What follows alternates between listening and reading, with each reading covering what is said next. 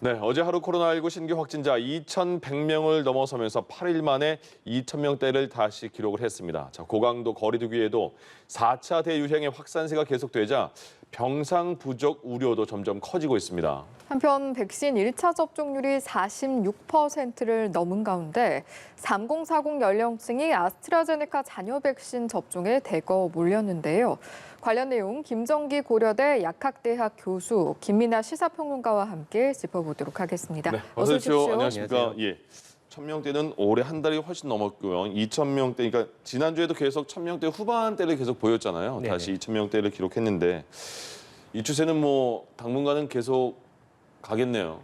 일단 당분간 계속 이러한 추세는 유지될 걸로 이렇게 보고 있습니다. 그래서 일단 제가 예상하기로는 그 광복절 연휴가 끝나고, 그러니까 실제로 광복절 연휴뿐만 아니라 그 이전에 휴가철이 계속 있었기 때문에 광복절 연휴 끝나고 나서 평일이 돌아오면 한 최소 2,300명까지는 증가할 거다 이렇게 봤는데 이거보다는 그래도 넘지는 않았기 때문에 다행스럽게는 생각을 합니다. 근데 여전히 그 확산의 우려는 계속 남아있는 상태고요. 그러니까 휴가의 영향이 아직은 남아있다. 보통 어떤 이벤트가 발생했을 때 1주에서 2주 정도 후에 그 결과들이 반영이 되다 보니까 휴가철의 영향은 여전히 존재를 하고 더군다나 환절기라고 하는 계절적인 요인도 있고 그리고 개학을 이미 시행을 했기 때문에 이러한 복합적인 요인들이 계속 작용을 할 거라고 보고 있고요. 그리고 또 델타 변이 바이러스의 우점률이 굉장히 높아졌습니다. 지금 85%까지 도달을 했는데 이러한 복합적인 변수들에 의해서 향후 이러한 어떤 유행세는 계속 유지되지 않을까 이런 생각을 가지고 있습니다. 네. 휴가철이 이제 거의 끝나가는 상황인데 보통 확진자 많으면 이동량을 저희가 살펴보잖아요. 이동량도 많이 늘은 건가요, 그럼? 일단 이제 이동량이 이제 좀 이렇게 좀 확산세가 커지고 확진자가 늘어나면 사람들이 경계를 하기 때문에 이동량이 좀 줄어드는 게 지금까지는 일반적인 그런 패턴이었는데 아무래도 휴가철이고 지금 연휴가 끼어 있었기 때문에 이동량이 줄어들지 않았을 것이다 이렇게들 많이 생각을 했습니다. 그런데 실제로 이제 확인을 해보니까 지난 주말까지 이제 한 주간 이제 이동량의 경우에는 거리두기 4단계에도 불구하고 수도권에서 이 4.1% 그 전주보다 4.1%가 증가한 걸로 이제 파악이 됐고요. 대신 비수도권에서는 그 전주와 비교해서 4% 정도 감소한 걸로 확인이 됐는데 그러면 이제 전체적으로 보면은 0.1% 정도는 늘어난 거죠. 그런데 이미 그 전에 또 주말 경유하고 하면서 이동량은 또 늘어난 상태였거든요. 그게 유지되거나 조금 더 늘어난 것이고 특히 이제 수도권에서 늘어난 것이기 때문에 사실 이것은 지금의 어떤 거리두기 단계 강화에도 불구하고 여전히 이제 이동량은 많은 수준이다 이렇게 볼 수가 있겠고요. 이 방역 당국은 이렇게 이동량이 줄어들지 않고 오히려 늘어난 것에 대해서 아무래도 휴가철이 끼어 있기 때문에 그럴 수밖에 없다 이렇게 좀 해석을 하고 있고 또 거리두기가 계속 오랫동안 이어지면서 경각심이라든가 이런 것들이 좀 많이 이제 좀 완화되었고 그것에 따른 피로감이나 이런 것도 늘어난 상황이거든요. 이 영향이 분명히 있는 그런 상황입니다. 그러다 보니까 예를 들면 휴가지에서 이제 휴가를 즐기고 나서 이 수도권에 돌아와서 이제 확진이 된다든지 이런 사례들도 있고 그리고 또 돌아오는 길에 고속도로 휴게소에 이제 선별검사소가 있거든요. 거기서 이제 검사를 실시하는데 집에 돌아가기 전에 이제 직장으로 복귀하기 전에 한번 여기서 검사를 받아보자 이런 마음으로 검사를 받은 분들이 또 확진되는 사례들도 늘어나고 있다 이런 얘기들이 종합적으로 나오고 있기 때문에 이 이동량과 함께 휴가철에 의한 영향이 상당히 지금 커 보인다 이 결론이 여기서도 이제 확인이 되는 겁니다. 이런 상황에서 내일 정부가 거리두기 조정안, 다음 주부터 시행할 조정안을 발표를 하게 되는데 어느 정도 수준에서 이루어지는 것이 적절할 것이라고 판단을 하시는지요? 일단 최소한 지금의 어떤 방역 강도는 유지하지 않을까 이런 생각을 가지고 있습니다. 물론 방역적인 측면에서는 방역 조치를 더 강화하는 게 맞습니다만 실제로 이 4차 유행이 시작되면서 그러한 어떤 전문가들의 의견이 많았습니다. 이제 지금 4단계로는 역부족일 것 같다. 그러니까 이보다 더 강화된 플러스 알파를 적용해야 될 것 같다라고 얘기했는데 벌써 한 달 이상 지났거든요. 그러니까 지금에 와서 방역 조치를 강화하기에도 또 이렇다 할 명분이 없는 것도 사실입니다. 그러니까 지금 현 단계 오늘 같은 경우에는 2,000명을 넘었긴 합니다만 지금 수준에서 폭증은 또 막고 있거든요. 그러니까 지금 단계에서 플러스 알파를 적용하기에도 명분이 사실상 없고 그렇다고 지금 상태를 유지하기에도 경제적인 부분, 특히 자영업자나 소상공인분들의 어떤 경제적 피해가 상당하기 때문에 이 부분도 상당히 어려운 부분이 사실 있는 거거든요. 그래서 실제로 방역 당국에서는 아마 지금 상태를 유지를 하면서 앞으로 백신 접종률을 계속 끌어올리게 되면 이 증가세, 그러니까 확산세는 조금 누그러질 것이다라고 예상을 하는 것 같습니다. 그래서 네. 관건은 앞으로 백신 접종률이 얼마나 속도를 내느냐 이런 부분이 있는데 앞서 보도도 나온 것처럼 지금 미국에서 부스터샷을 결정을 했거든요. 예. 그러니까 이렇게 되면 국내로 들어올 화이자나 모더나 백신의 물량에 어느 정도 영향이 있을 걸로 예상을 합니다. 그래서 이런 것들이 변수로 작용할 것 같은데 어쨌든 최대한 그 백신 물량을 확보를 해서 빨리 접종 속도를 늘려서 그러니까 백신 접종에 의한 어떤 감소세를 기대하는 게 현실적으로는 지금 제일 타당하지 않은가 이런 생각을 가지고 있습니다. 예. 네. 이제 내일 조정이 어떻게 될지 이야기를 하면서 그래도 연장이 될 것이다라는 쪽에 무게가 실린 이야기도 나오고 그러다 보니까 백신을 이제 사람들이 좀 많이 맞았으니까 접종 인센티브가 있어서 조금 뭐 자영업자들이라든지 다들 조금은 좀 손구멍을 틔워주는 게 어떨까 이런 의견들도 나오고 있는 것 같아요. 어떻게 보세요? 이 방역 당국에서 이제 이 거리두기를 지금 어떻게 적용할 것이냐, 그리고 일부 좀 거리두기와 관련된 방역 수칙이나 이런 것들의 완화라든가 뭐 이런 변화 이런 것들을 이제 좀 할 수 있을 것이냐를 논의를 한 거죠. 예. 논의를 하는 과정에서 말씀하신 대로 이제 백신 접종률을 좀 높여야 되는 부분이 있고, 그리고 지금 실질적으로 자영업자 소상공인들이 매우 어렵기 때문에 이 두 가지 부분을 같이 이제 풀 수 있으려면 백신 접종자에 한해서는 이 사적 모임 이 제한에서 좀 일부 완화할 수 있는 이런 인센티브를 주는 게 맞지 않느냐 이런 의견이 회의 중에 나왔다고 해요. 그래서 이제 오후 6시에는 2명 이상 모일 수가 없으니 2명을 초과해서는 모일 수가 없는데 예. 이것을 이제 백신 접종자에 한해서는 좀 인센티브를 주자 이런 얘기가 나왔다고 하는데 뭐 최종적인 결론은 우리가 지켜봐야 되겠습니다만 지금 상황에서 이것도 사실은 좀 고려하기가 상당히 어려워 보이긴 합니다. 왜냐하면 1차적으로는 이제 다중이용 시설에서 그러면 지금의 어떤 이 강화된 방역 조치의 적용이라는 게 여러모로 좀 혼란스러워질 수 있는 그런 부분들이 생길 거고요, 분명히. 그리고 지금 이제 델타 변이가 아무래도 이 유행을 주도하고 있는 상황에서 이 델타 변이 바이러스가 백신 접종을 한 사람에 대해서는 그 사람이 어떤 중증으로 이제 좀 증상이 넘어간다거나 이런 것은 이제 좀 막아줄 수 있지만 다른 사람에게 바이러스를 또 전파할 수 있는 확률은 기존에 우리가 예상했던 것보다는 상당히 좀 그것에 대해서는 효력이 좀 약한 것 같다. 이런 예. 연구들이 많이 나오고 있는 상황 아니겠습니까? 예. 그래서 이런 것까지 고려하면 오히려 백신 접종자에 대한 인센티브를 주는 것 자체가 방역의 관점에서는 다소 이제 좀 허점으로 될 수도 있는 거여서 네. 이런 우려가 한쪽에서 나오고 있기 때문에 이 부분에 대해서는 뭐 합리적인 결론을 내야겠지만 어떤 결론이 나올 것인지는 지금은 좀 단정하기가 어려운 것 같습니다. 네.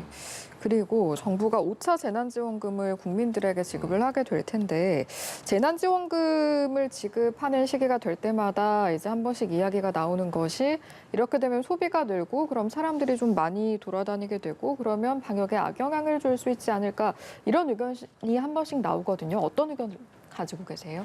글쎄요, 재난지원금을 지급하는 거는 어쨌든 서민 경제에 보탬이 되고자 하는 목적이 가장 크고요. 그리고 경제 회복에도 어떤 도화선이 될 수 있는 어떤 그런 그러니까 그런 어떤 밑거름을 제공하고자 하는 목적이 큰데 예. 일단 가장 우려스러운 부분이 말씀하신 것처럼 이렇게 했을 때 이 감염병이 더 확산하는 거 아니냐 이런 생각이 있는데 그동안 재난지원금을 지급을 했을 때 그러한 징후가 있었다라는 보고는 아직까지는 없거든요. 그래서 아무래도 재난지원금을 지급한다고 해서 감염병 확산에 어떤 큰 변수로 작용하지는 않을 것이다라고 예측을 하고 있고요.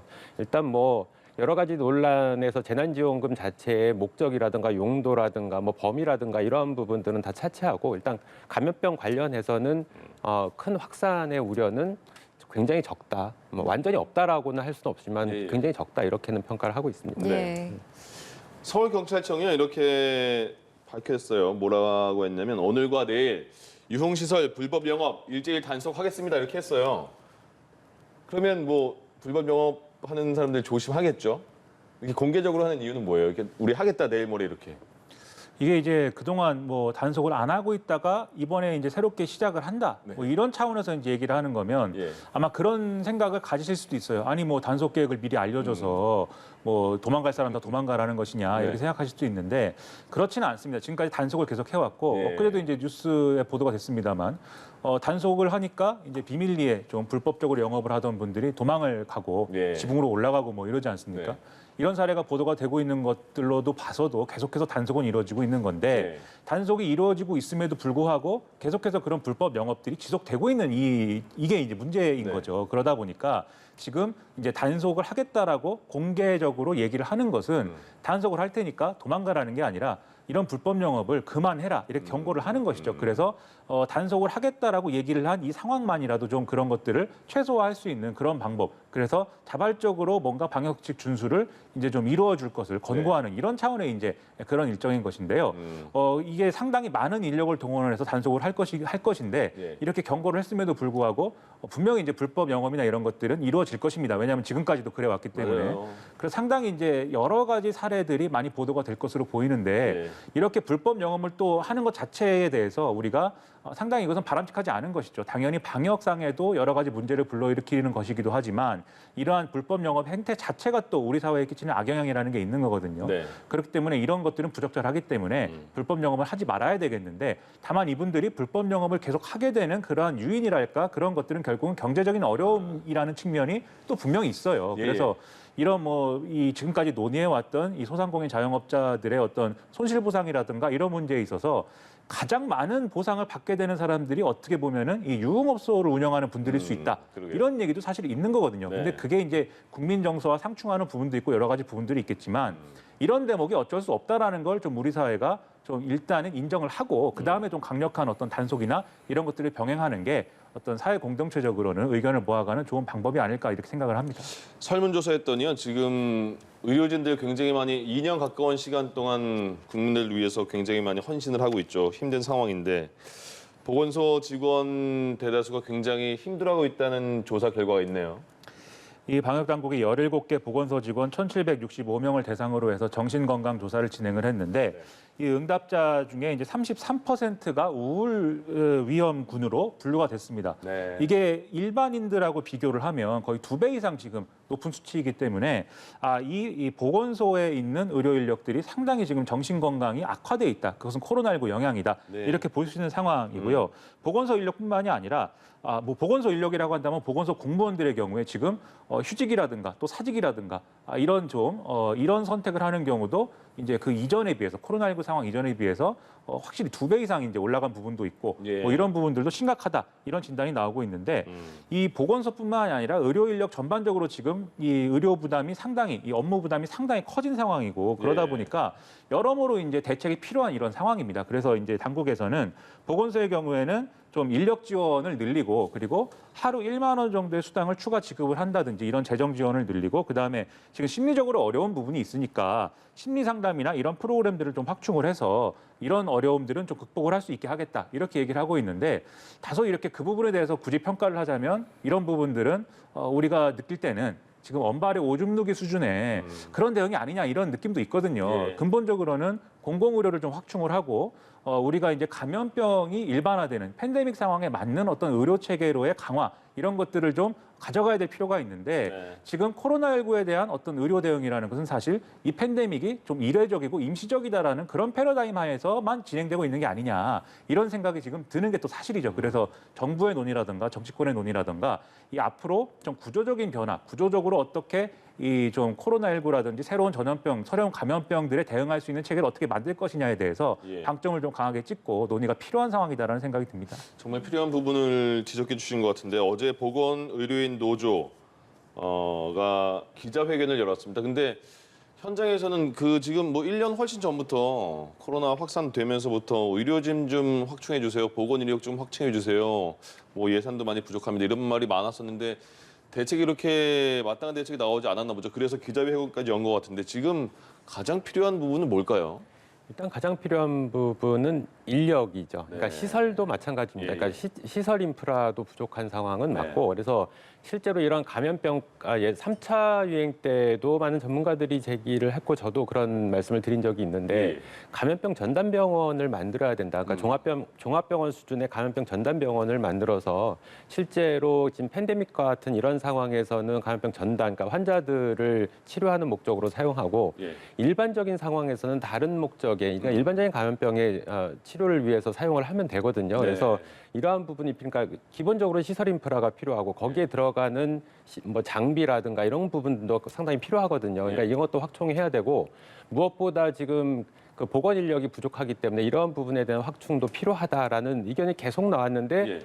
사실상 이루어지지 않았거든요. 아니, 조금씩이라도 이루어지는 거예요? 아니면 거의 지금 말만 하고 뭐 대책을 안 주는 거예요? 실제로는 거의 변화는 없다라고 보시는 게 맞을 것 같습니다. 예. 그러니까 가장 중요한 부분이, 그러니까 앞서도 재난지원금 말씀하셨는데 이 재난지원금을 소액을 국민들께 나눠주는 것보다는 그런 예산들을 이런 데에 사용을 해서 예. 보다 실질적으로 대응할 수 있는 여건을 만들어주는 게 중요하다고 보는데 네. 사실상 그러한 대책들이 전혀 이루어지지 않고 있거든요. 그래서 근본적으로는 가장 중요한 부분이 일단 시설적인 거, 장비, 예. 그리고 무엇보다도 지금 보건 인력을 확충해서 실제로 이런 감염병에 대응할 수 있는 예. 그런 수준을 높여야 된다, 이렇게는 보고 있습니다. 아니 아직까지 그 얘기가 그렇게 많이 나오고 지금 2,000명이 넘는 상황인데도 거의 이루어지지 않고 있다면 왜 그런 걸까요?